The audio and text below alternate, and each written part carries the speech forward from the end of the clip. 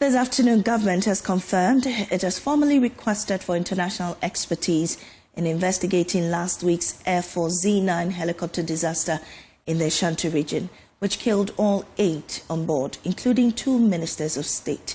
Government has set up a high-level investigative board of inquiry to uncover the cause of the Wednesday's tragedy.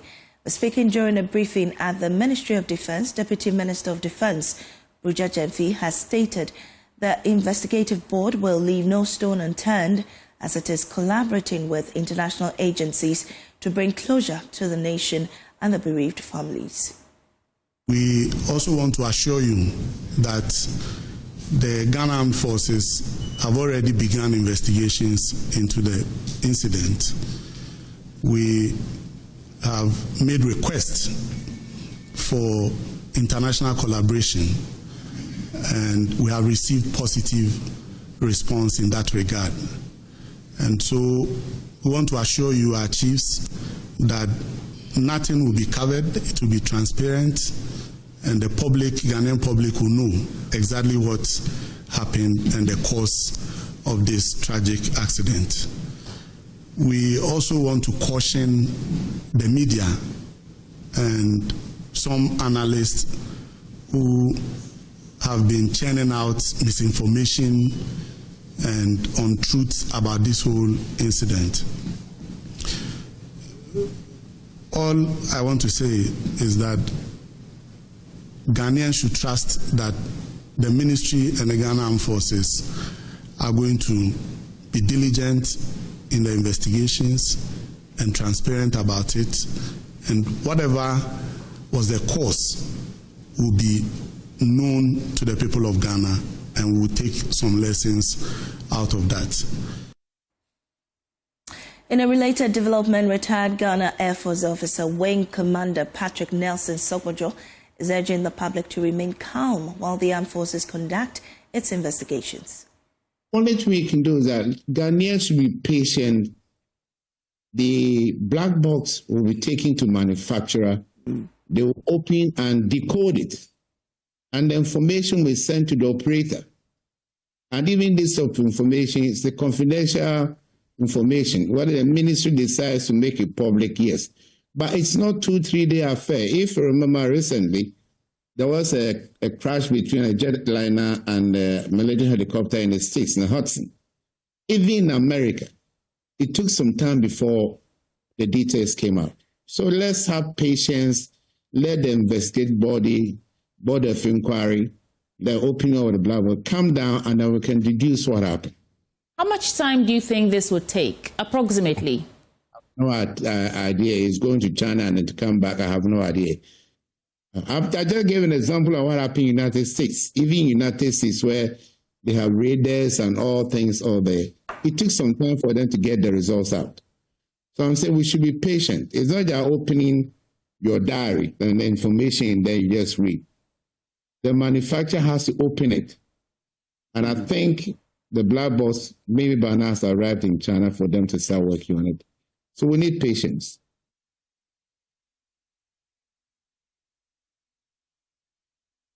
Well, joining us on Zoom is Richard Kumado, and he'll be helping us understand this more. You're welcome to JoyNews Today. What is the implication of international involvement? How will it take effect, affect public confidence?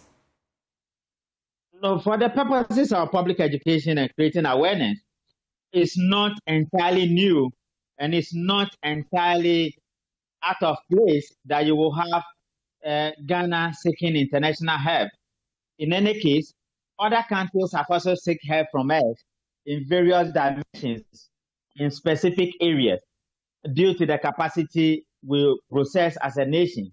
What it does is that once you bring in international expertise, you have a lot of skills and expertise at your disposal. It also helps to safeguard the processes, and it helps you to achieve homogeneous integrity far beyond reasonable doubt. And I am not surprised that we are seeking international help in this regard. My uncle Wing Commander Sokojo just told you the black box will have to be diagnosed by the manufacturer. That notwithstanding, You also have some other technical abilities that we might not possess in the area of forensic, that you will need the South Africans to come, you will need the Germans to come, you will need the British, you will need the Russians, and you will need Americans. Just like in all other investigative arena, we have also be of help to them. And so it is not out of place that we might be asking for help in this particular time. To involve them anyway. I didn't hear the question. If you ask, I'll be glad. Well, I'm asking, from a security and a safety investigation point of view, how critical is it that Ghana is involving international experts in probing the crash? No, the procedures to be safeguarded, the standard procedures to be followed, best practices regionally and internationally will be adhered to, and it wouldn't breach any of the processes or any of the investigative outcomes. We are going to use both manual means, we are going to use electronic means or scientific means, and we are going to use both quantitative and qualitative analysis. Some of these indicators would have been known to us before the international experts comes in. Either they come here or we've flown some of the equipment, we want them to look at it for us. So that regard, we work both in hands and nobody is going to leave them. You remember when the bodies were flown to South Africa, there was a police forensic expert with the bodies. That means that we have taken charge and we are conversant with what we are looking for. And that is the way it is done, particularly in the area of investigations and intelligence gathering. Right. So what measures should the investigative board of inquiry take to ensure transparency and also maintain public trust, especially given the high-profile nature of the victims? One of the things they have to do is to communicate properly to the general public. When the Deputy Defense Minister said they are seeking international help, it would have been proper if you go further to talk about the particular help they are looking for. It makes life easier for the journalists to communicate exactly what it meant. It makes life for commentators to speak directly to what it said. So communication is great. Timeliness is also great. And being focused and objective with what you are asked to do is also great. And that is the only reason why people can believe them. Then again, they must probe a little bit more so that whatever we are discussed to the general public, we will get it from government. You won't be surprised. My uncle told you many of these ones will not be coming out. So you might be surprised that about 80% will not be made public if the journalists do not probe. But I can tell you confidently that where we are now, by Friday, about 70 to 80% of what happened to us would have been known by frontline investigators. There are some things that are going to change, and there are some things that are going to remain the same. Those that are going to change, the degree of change will also be more known before the international community comes to help us. Right. So we are doing the right things. Let's continue. Let's encourage one another, and let's finish it off. Well, based on your experience, what systemic or operational issues within the Ghana Armed Forces air operations should be examined to prevent such tragedies in the future? Now, I think as a nation, our preparedness in managing crimes and emergencies such as this is not just poor, but it's bad. And it lacks merit. It will not just be Ghana Armed Forces. As a nation, we need to look at it again. What are we not doing right so that we improve upon it? What are we doing right? Then we enhance it. Other than that, the levels we are operating it is very low. And that may create many more problems for us as a nation. Thank you so much. Richard Komado is a security consultant. Well, Ghana has since a week ago been thrown into a state of mourning after the country was greeted by the sudden passing of 8 of its citizens, including 2 cabinet ministers who died tragically in the helicopter crash. Defense Minister Dr. Edward Omane-Boamah and the Environment Minister Murtala Mohammed and 6 others were crushed to death whilst on their way to Obuasi for the launch of the Responsible Cooperative Mining Program. Emmanuel Bright Kweku catalogues events so far following the demise of Ghana's fallen heroes. On that note, The Responsible Cooperative Mining and Skills Development Program has been launched. Kabor. It was supposed to be a normal day in Ghana, with its citizens going about their daily duties. The government was ready in itself to launch one of its flagship programs, the Responsible Cooperative Mining and Skills Development Program in Obuasi, with various dignitaries in attendance. But only 12 hours into the day, the news broke. The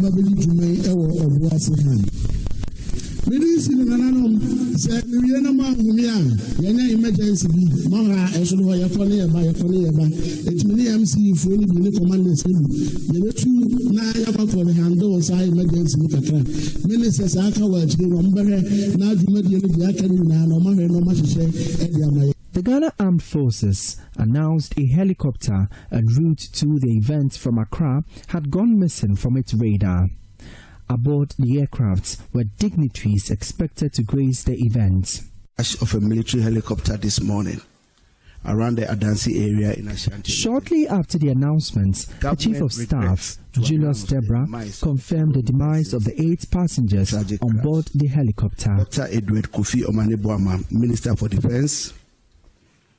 Alhaji Dr. Ibrahim Mutala Muhammad, MP, Minister for Environment, Science and Technology. Alhaji Muniru Mohammed Lemonad, Acting Deputy National Security Coordinator and former Minister for Food and Agriculture.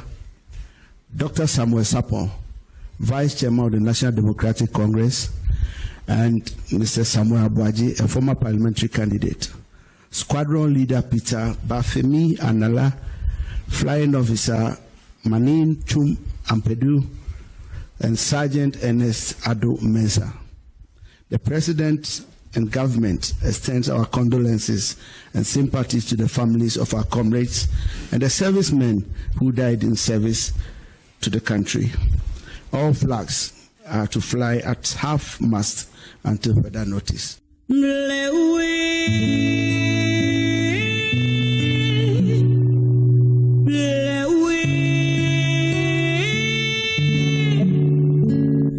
The news threw the country into a state of mourning. Ghana had lost 8 of its gallant men.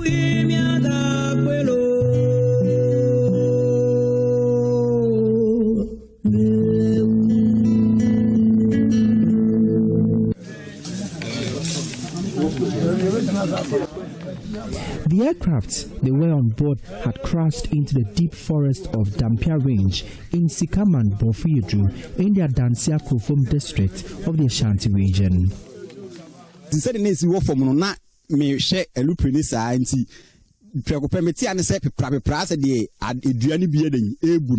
Because the helicopter was closer to the ground, I looked at it cautiously.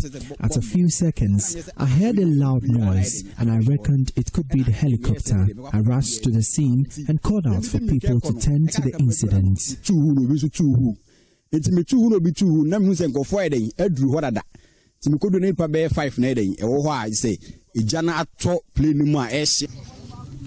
Emergency service providers, together with some government officials led by the Ashanti Regional Minister, rushed to the scene in frantic efforts to retrieve the bodies of the 8 which were burnt beyond recognition.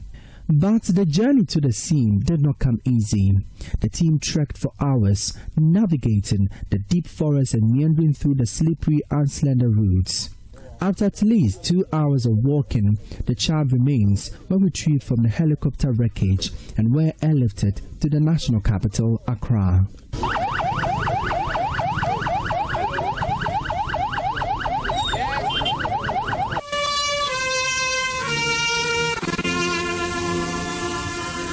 "24 hours after the tragic incident, the government held a wreath-laying ceremony in honor of the gallant men.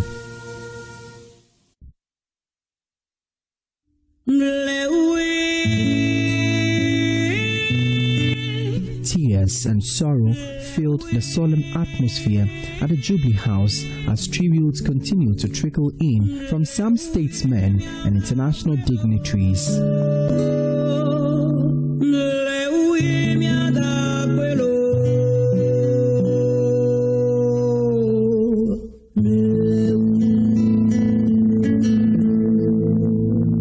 just want to extend my condolences to the government, to His Excellency the President of the Republic, John Dramani Mahama, and the government. I also want to extend my condolences to the Ghana Armed Forces who have lost very gallant soldiers in this process. I want to extend my condolences to the families of all those who died in this accident. Shortly after the events, samples of the charred remains of the 8 men were transported to South Africa for a forensic analysis to identify the individual bodies. But one question remained unanswered. How did the crash happen? A crucial component of the helicopter, the black box, which captured events and data in the helicopter, held the answers. President Mahama, in a televised broadcast, confirmed the recovery of both the flight data recorder and cockpit audio recorder, vital components of the aircraft in assisting investigations. Armed Forces has initiated a full and transparent investigation into the circumstances of this crash. An investigative board of inquiry has been set up to investigate the cause of the crash. The flight data and cockpit voice recorders have both been retrieved. All 8 of the bodies of our departed comrades have been retrieved, and the government is in close touch with the bereaved families about identification of the bodies and final interment. Back at the Sikaman Field community, military officers and some civilians continued to scour the forest for the crashed helicopter wreckage. But portions of the damaged aircraft and some personal belongings of the victims were reportedly taken. We were watching news yesterday, and that one concern was that some who first visited the scene picked some let's say, pieces off. So it was something that we thought wise to come and talk to them, do announcement, so that if there was something they pick from the scene, they can return it to also assist for the investigation that they need to conduct.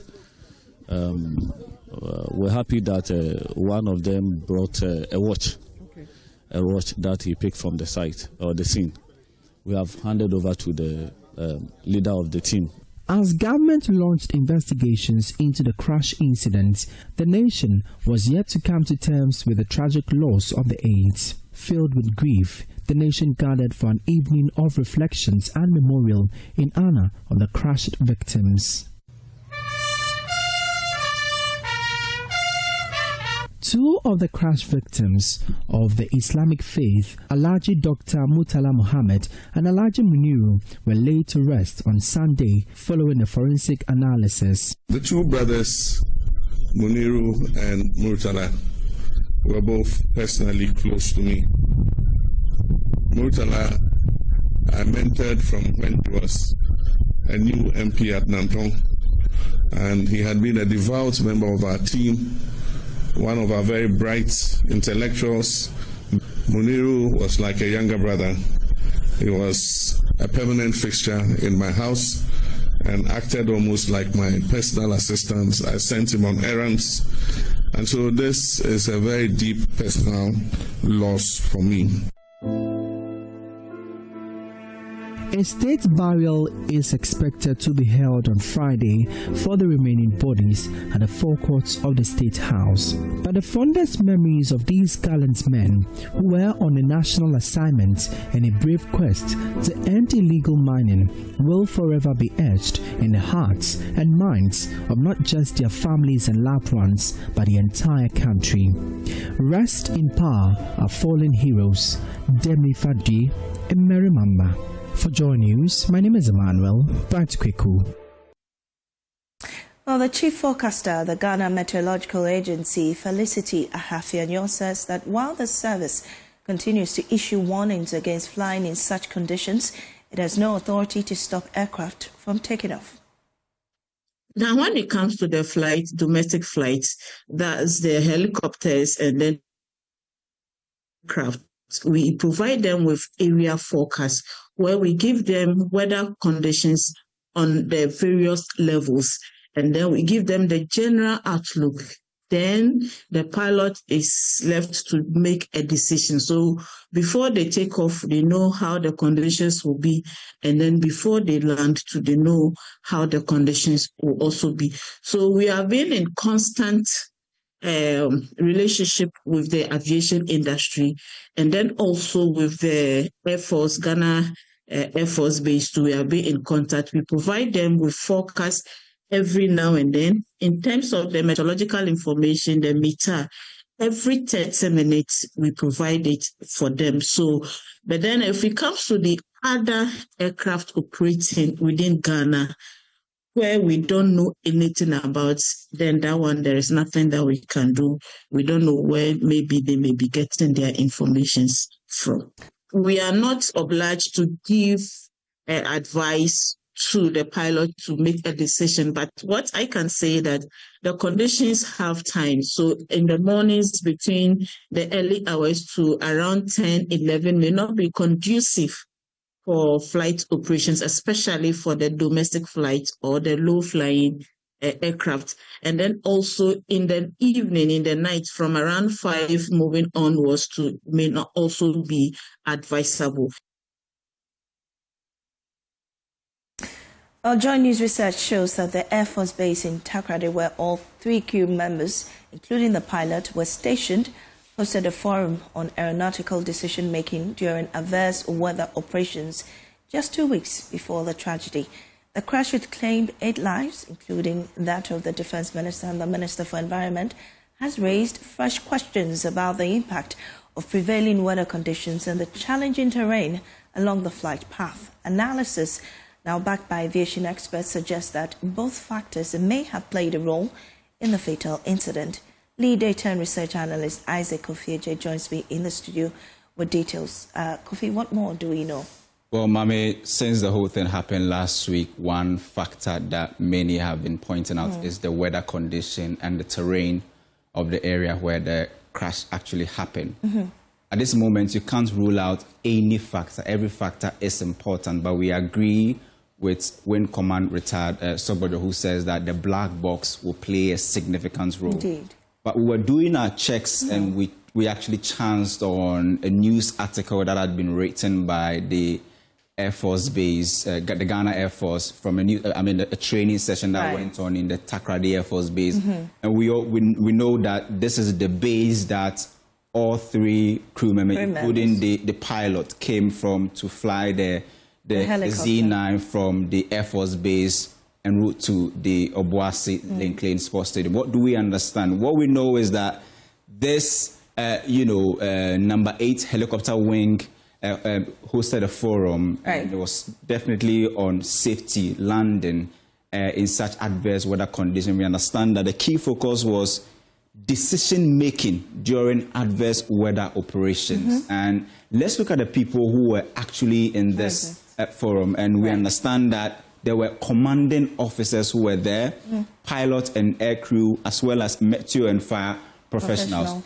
You see a picture of what happened 2 weeks before the crash, where this forum actually happened, and you see the defense minister's picture over there and the president's picture as well. And this was to train or to have a safety forum on how to do some form of emergency landing in such adverse weather conditions. And I understand that at this forum, one particular example that was cited was the MI-17 that did an emergency landing somewhere in Bosokrom. I understand that played a big role. It was a big example that was cited. As well, and there was one thing that actually caught our attention, where the Air Force Base Commander Eric Nyorinchi said, and according to the news article, it says, aviation safety goes beyond technical flying skills and describe flying as a discipline of continuous decision-making and sound judgment, particularly in poor weather conditions such as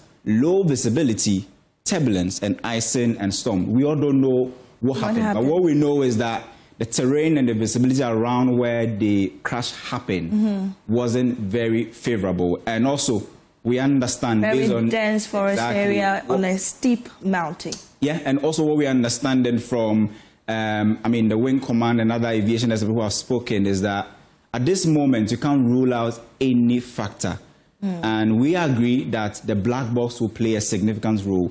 But in terms of decision-making with weather, what we are gathering is that the Ghana Air Force has been making excellent decision-making when it comes to weather and all of that. They've been doing safe emergency landing or precautionary landings over the years. So we don't know what really happened on that day. Whether it is weather, whether it's any technical fault, nobody actually knows. And just like Sopo just said, we have to wait patiently to see what the black box will reveal, Mami. Indeed, Kofi, thank you so much for that update.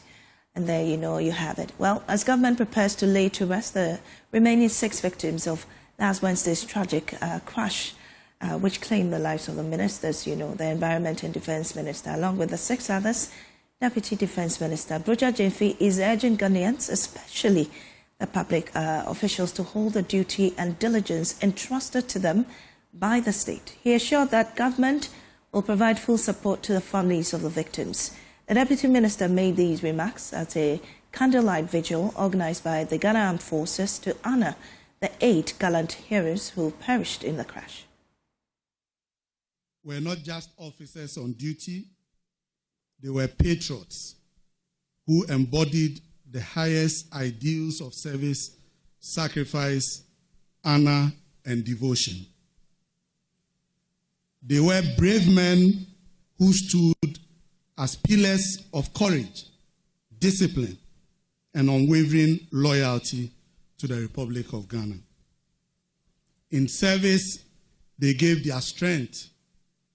In sacrifice, they gave their lives.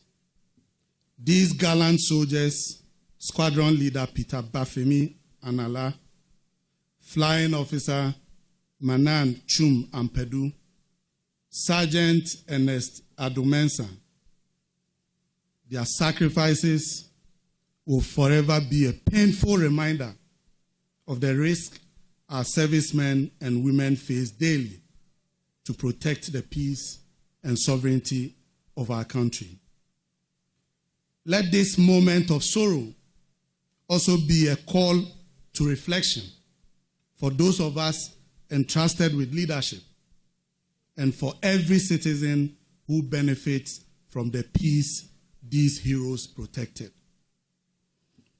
Truth be told, we have all been tested by this devastating loss. However, I assure the Ghana Armed Forces, and particularly the Ghana Air Force, that we are in this pain together. Their dedication to duty will never be forgotten. The Ghana Coalition Against Galamsey is making strong demands of government, pushing for renewed commitment to tackle illegal mining, a fight brought back into sharp focus after the 8 Ghanaians lost their lives in the crash a week ago. The group wants immediate action, the interdiction and dismissal of MMDCs and police commanders in all Galamsey affected districts, and swift Yoko arrest of politicians allegedly linked to the menace. We'll get into those specifics shortly, but first, here are the voices of convener for One Ghana Movement, Senyo Hosi, Deputy Director of Arocha Ghana, Darrell Bosu, and UTAC President, Professor Mahmoudou Akudugu, all united in calling for government to turn tragedy into decisive action against Galamsey in honor of the 8. They spoke on PM Express. What is going to become of the life of these children? All these people, 8 widows, all of a sudden, plus. My brother, His Excellency the President, I believe, has been hit more than anybody. His relationship with the lives of Omani and Co. For me, he has lost a heartbeat. It is personal to him. That's why when he says the loss is personal to him, he meant it in every way. The man is not stable. He can't be stable because what has happened is getting home. So if there's no awakening at all that ever existed, as for this one, it's an awakening for everybody. Let's make this count. Major Mahama lost his life. Let's not make Omane and the 8 others. Muchala, no, not at all. So there's no way we can sit down and ignore this sacrifice. Yeah. We cannot. Yeah. It's something we need to really take seriously. If we were thinking of just going to let this responsible cooperative mining just go on as just like the community mining was, then this should be the turning point. Nothing should be the same ever again. We need to do things differently. We need to deal with this menace once and for all. For us in academia, we believe that there is no any better opportune time to get this done than now, because of the fact that everybody agrees that the loss of these 8 people must not go in vain. Well, convener for Ghana Coalition Against Galamsey, Dr. Kenneth Ashibe, says President John Mahama should immediately interdict and dismiss MMDCs and police commanders in all Galamsey-affected areas. I would be asking His Excellency the President that anywhere you have Galamsey, you should immediately dismiss the MCE and the DCE and the police commanders who are in those communities, the national security people who are in those communities. After you dismiss them, immediately you need to interdict them and start investigating them for complicity. You dismiss them for incompetence, and then you start investigating them for complicity. Because if you're an MCE, DCE, you are the chairman of the national, district or municipal security committee, and you are also the chairperson of the mining committee, and there's Galamsey happening in your place, you are either incompetent or you are complicit, or both. And in both ways, you are not a good representative. So if the president says that one of the KPIs that he's given to the police, to the DC's MC, then we should start seeing that being called out. Immediately. We should start seeing that being called out. Dr. Ashibe adds that the Economic and Organized Crime Office, EOCO, must swiftly arrest all politicians alleged to be involved in the canker. Elephant in the room. The politically exposed person, Senor will draw in the business-connected people, these criminals. And we're not dealing with them, we're dealing with them with kid gloves. And so that's what we need. We want to see the president do. And so the head of EOCO, I'm not too sure why is it that when he came to Wuntumi, there was a show of it. And he was called. Why is it that we've not seen Yamin and the third deputy vice president of the NDC also arrested and the investigations being carried out? There's several, these police people, the national security people who went there, their faces are on camera. Why is it that we're not seeing anything about it? And some of them, we have petitions against them, like the NDC MP for Awen, who his traditional authority says he's complicit in it. There was one MP as well who was caught on tape. Erastus was there when the police had gone to the particular place and were dealing with people who were mining by the side of the road. This MP, he called me the last time trying to explain that that's not what he wanted to do. But he was talking to these people saying, an illegality that is happening. And if you take the Act 955, anybody who facilitates Galamsey is also guilty of it. And so, like the same way that 9/11, when it happened, when those people drove into the Twin Towers, you saw the attitude of the Americans towards it. That is what we need to do. And this is environmental terrorism too. This is terrorism too. Yes, environmental terrorism and not only that, in fact, this is an activity that has led, in the last 5 years, Ghana has lost 11.4 billion. How much money is the IMF giving us? Well, you'll recall that ahead of the 2024 elections, the Ghana Coalition Against Galamsey secured a pact for presidential candidates, committing them to the fight. A month ago, the University Teachers Association of Ghana gave government 90 days to fully implement the pact. UTAC President Professor Mamudu Akudugu says they will shut down the tertiary education system if nothing is done to honor the 8 fallen heroes. If this doesn't trigger the kind of decisive action that is required to get us to the promised land, as usual, UTAC will definitely advise itself. And if it requires that we close the system to get things done before we open up, we will do that.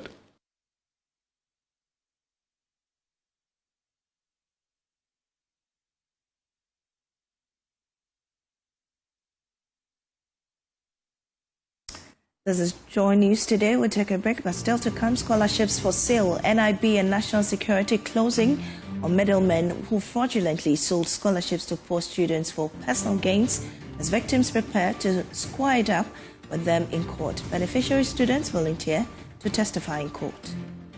This is Zoomed office. I have spoken to some students who have actually admitted to buying and paying money for the scholarship. How much are they paying? Sometimes £10,000. Huh? Yes. Welcome back to Business here on JoyNews Today. My name is Winston Taki, and out of first business story. The Springboard Foundation show has reaffirmed its commitment to developing Ghana's next generation of business leaders through the Teampreneurship 2025 program. At the launch in Osu, Executive Director Comfort Okran highlighted the initiative's role in training and mentoring young people in entrepreneurship, financial literacy, and career development. The foundation, known for its nationwide mentoring, leadership, and skills-building initiatives, bring young people from across the country to gain practical skills in agriculture, technology, and creative innovation. Speaking at the launch, Executive Director Comfort Okran said the Teampreneurship Camp, now in its 16th year, is one of Springboard's flagship youth development programs. Bring young people around the nation and give them training in entrepreneurship, in financial literacy, in building their career, as well as mentoring in terms of bringing people, young people who are making it in society, to come and inspire and motivate them. She added that this year's theme, Next, is now challenges teens to act on their ideas immediately with hands-on training in gamification, coding, fashion design, and sculpture. So over the past 16 years, we've been doing this. And to this year's Teampreneurship Camp, where the theme Next is Now, has the opportunity to showcase to young people how they can act on their ideas, the processes that they can use.